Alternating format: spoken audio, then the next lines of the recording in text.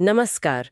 आज हम एक बहुत ही गंभीर और दुखद घटना पर विस्तार से बात करेंगे। ये है एयर इंडिया की उड़ान AI-171 की दुर्घटना। ये 12 जून 2025 को अहमदाबाद में हुई थी। जी बिल्कुल। और देखिए, हमारी ये जो बातचीत है ये मीडिया रिपोर्ट्स पर आधारित है और जो शुरुआती जांच से ऑफिशियल जानकारी मिली है उस पर।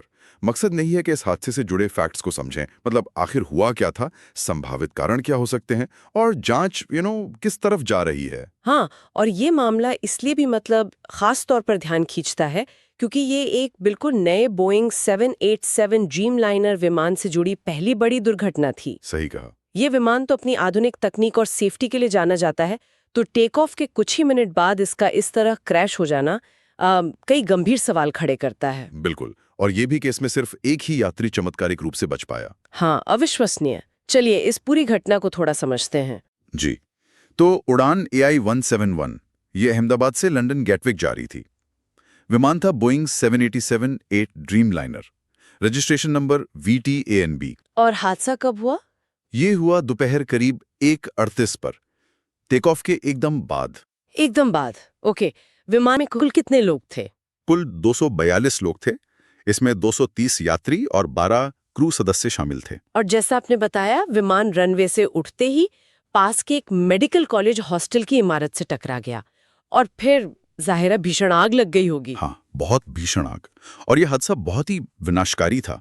विमान में सवार 241 लोगों की जान चली गई और जमीन पर भी जहां ये गिरा वहां 19 और लोगों की मृत्यु हुई। ओह, तो कुल मिलाकर लगभग 260 जानें गईं। जी, लगभग 260। इतनी बड़ी संख्या, ये वाकई एक भयानक त्रासदी है।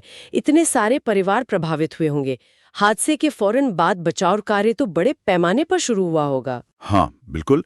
कई एजेंसियां तुरंत एक्टिव हो गईं।